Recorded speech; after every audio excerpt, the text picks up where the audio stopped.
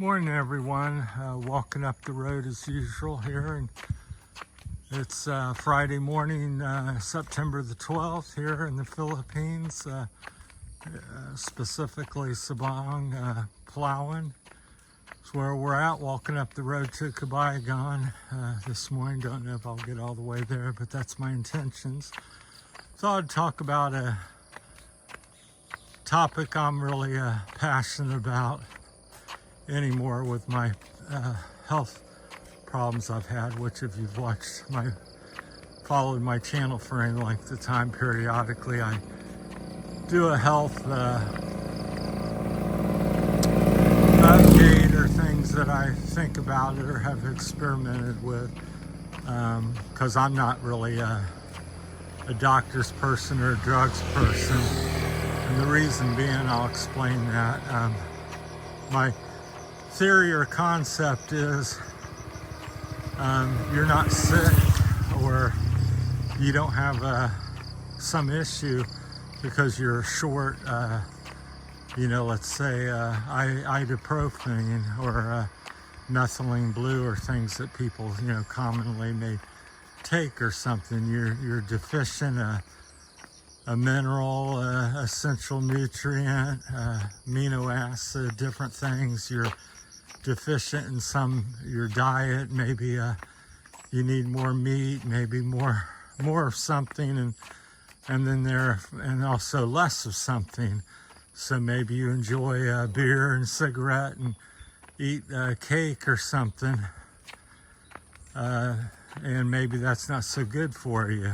So you need to switch over to more healthy things, maybe eat more fish or something. And then people debate and argue about things, even quite intelligent people and doctors and so forth, and they go, this is bad, this is good, and don't do this, and have all this advice, and it kind of drives you crazy with, well, what should I do? This is supposed to be good for you, the American diet, what they recommend, and then you hear it's not so good for you. I simply look at stuff. America spends more money on health care than any nation or country on earth, and yet their people generally are more sick. Well, why is that? Because they're not doing or being told the right information or getting to expose. There's my friends here, the dogs. The big one doesn't really bark at us too much, but the little one, that's his little friend there. So they've come out to greet us this morning. It's Saturday, like I said, September the 12th. So show you some sights. That's what I kind of enjoy. You don't want to watch me sit down in a chair for 15 minutes every day. So I walk and share the different beautiful views, or show you what I'm experiencing here, so you get like a first-hand experience. So that's my thought. So it just like, I've tried thousands of hundreds of different things over the 10 or 15 years to help solve my health issues, which are numerous. I've been diagnosed or told I have Parkinson's, and there's nothing you can do, and it's going to get worse and worse, and all we can do is medicate and maybe solve a couple problems, and there's numerous things. But I think, again, that's putting a band-aid on a pig, so to speak, and then not addressing the issue. I was told many years ago, a guy comes into the doctor, this little short story, and he stepped on a nail in the board, a little piece of board, nails in his foot, and the doctor looks down and says, your foot's in pain. He says, take this pill and go home. You're going to have to take this for the rest of your life for your pain. Instead of addressing the problem, which is the nail in the foot, pull it out and put some cream or something on it to help with possible infection. And he's not going to have to take medicine. He's not going to come back to your office because you fix the problem. So that's kind of my mentality. Find out what the problem is. And you do that through trial and error, because another thing that I kind of think of, I don't have nothing against, doctors per se. They have their place, and some of them are actually caring and good, and many of them, sadly, I think have, sold out to money and not educated themselves. They've been educated, but in the wrong manner. So that's kind of my humble opinion. And if you think about it, what benefit is it if somebody cures cancer? They say eat this lemongrass and it eliminates cancer. Well, your profession is not needed anymore. So to me, the big companies, the pharma and the medical system that we all, a lot of us trust in so much, it doesn't make sense that they want us well and healthy, because then they don't make as much money, the billions and trillions of dollars that they make each year. So that's kind of my thought. I'm not anti-system 100%. I'm just a simple man that tries to think logically. So it's like lately, I've been doing a little bit better. The past 2 or 3 days, I've been, experimenting with all kinds of different things. I've done a little methylene blue over the past couple months. Really not for that, because like I said earlier in my earlier statement, I don't think we're, show you the view of the mountains up there. I don't think I'm deficient of fabric dye. Does something potentially work or do something to you in a beneficial way? Maybe, maybe not. But at the same time, I don't think it's a healthy thing or a natural thing to do. Otherwise, we would have access to these things and we'd be deficient in it. It would be essential. So that's what they call essential nutrients or vitamins or amino acids. It's essential to life. Methylene blue, Coke, Pepsi, eating cake is not essential.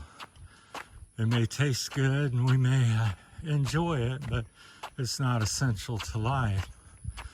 So that's kind of my thought on stuff. So, and then you're told, oh, well, don't eat eggs, they're bad for you.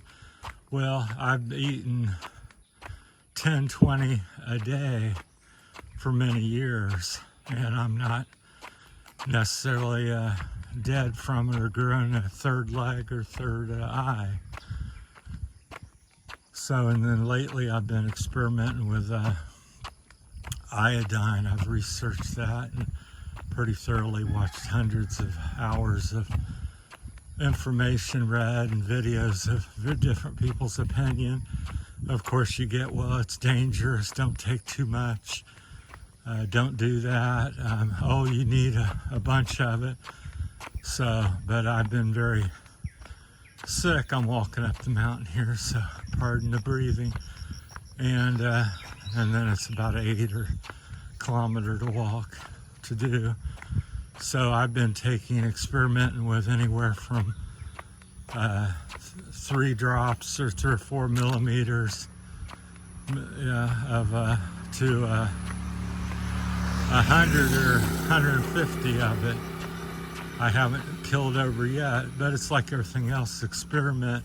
Each of us are built slightly different and have different tolerances. So my suggestion is to always start small, see how it feels, 1, 2, 3 drops of something.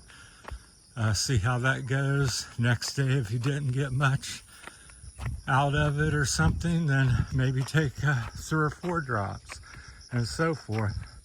Maybe you're the person that does fine on 1 or 2, or maybe you don't even tolerate a certain thing.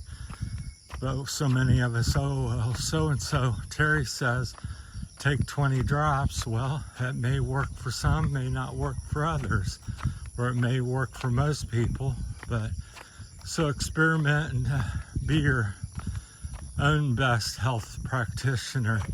So many of us seem to have faith in what we're told and taught in the medical system, but to me, nobody cares more about your health than you, or at least that's what it should be. And nobody knows more about your health history and how you feel than you do. And at the end of the day, like I said, it's quite simple. If you're laying there on your back and you can't get out of the chair and you can't breathe, and you start, let's say, eating eggs every day, 6, 12 eggs, and suddenly in a week or 2 or 3, you're up and mobile, well, you're onto something. That's great. So it's a beautiful view there. The mountains here, it's very pretty here in Palawan. I think it's one of the most beautiful islands overall. Every island, I think, has its spots in it, but this island, almost everywhere you go, it's picturesque. It's like, how can it get any better than you go 5-10 kilometers down the coast or up in the mountain, and it's something even more beautiful, it seems like. So that's my thought on healthcare. So, but I've just like vitamin C, oh no, do this, do that. I've done none. I've ate all natural, oranges and guava and all different things, trying to get, additional vitamin C naturally. I've taken vitamin C, 500 milligram, 1,000. Then I've taken, I think the most I've taken is 15,000 in one day, 15,000 milligrams. So 15 1,000 milligram pills, sorbic acid. And I'm still alive and still moving. And then also I've been experimenting with iodine more so lately. And again, people say, oh, if you take more than a drop or 2 a week, you're going to grow a 3rd head or this and that. Again, take it slow and experiment with it, but I can assure you I've taken up to probably 50 to 100 milligrams, and didn't kill me. So in fact, the last 2 or 3 days of doing the vitamin C, 10,000 milligrams of vitamin C, and I'm doing 12 to, it varies, 20 or 30 milligrams of iodine. I'm doing the Lugos, which is supposed to be the top brand for, it has a blend of iodine, which helps make the body more absorbent for the iodine. So that's what I'm currently doing. And for 2 or 3 days in a row, I haven't been perfect throughout the day. I still have some issues, but I've been sick for 15 years. So again, I think we have unrealistic thoughts on that as well. It's like I've been sedentary for 15 years, and not me, I'm just saying an example.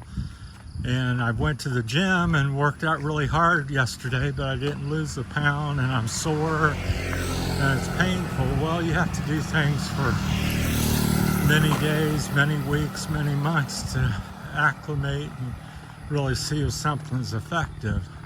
Of course it's going to be hard, and you're not going to lose weight in a day. And the same with this, you got to detox. So you may do something healthy and you go, well, I feel worse. Well, you're detoxing. All the bacteria and fungus and viruses and parasites that you're now affecting are dying and giving off toxins as they do so, and your body has to expel it. So when you start something, you got to really pay close attention and say, is this really making me feel bad because of that, or am I detoxing? It's just like an alcoholic or somebody on cocaine. If you take them off of it, they feel terrible. They want more of it because it makes them feel better, even though it's bad for them.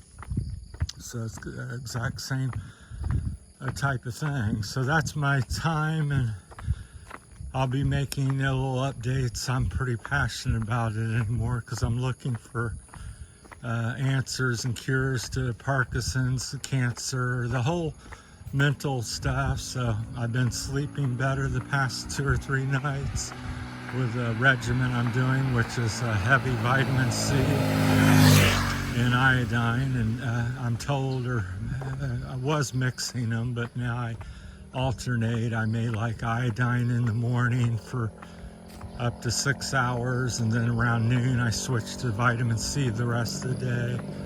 So, but I'm doing just ascorbic acid, nothing added or fancy vitamin C, just straight up ascorbic acid. I think I'm saying that correct.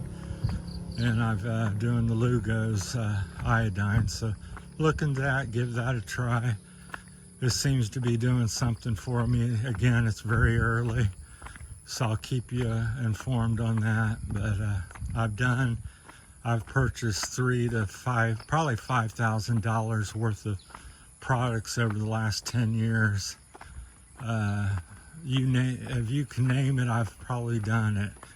Natural, local, plants and leaves and teas and all kinds of stuff. So I can't even think straight. That's part of the health issue too. So whatever I've got, it's affects everything: your mind, your handshake, your ability to walk, your ability to hear, eat, use the restroom, everything about you. So because people's like, well, what do you feel? Like I have every problem or symptom, and so bear with me on the channel and stuff. I'm just trying to share my story and help myself and try to help others as I go along. So anyhow, walking, exercise is a big part. Get some exercise every day. A lot of things haven't changed, even though people want to think it's changed. Drink plenty of water, eat healthy, exercise every day, get your rest. All these things are always been important and still are. There's nothing new about that. So I think just common sense and be your own doctor. And I think, again, doctors certainly have a place. If I'm not going to sew my arm off, if it gets whacked off somehow, I'm going to go to the doctor. I think that's where they're definitely superior and specialized. But I think for general day-to-day healthcare practice, I think you're the best doctor. And nowadays people say, well, how do you know and what can you do? I said, you have cell phone, you have internet, almost everybody around the world. Google things, research, think about it, what makes sense, then give something your best try. And proof is, as my grandfather always said, common phrase in America, proof's in the pudding.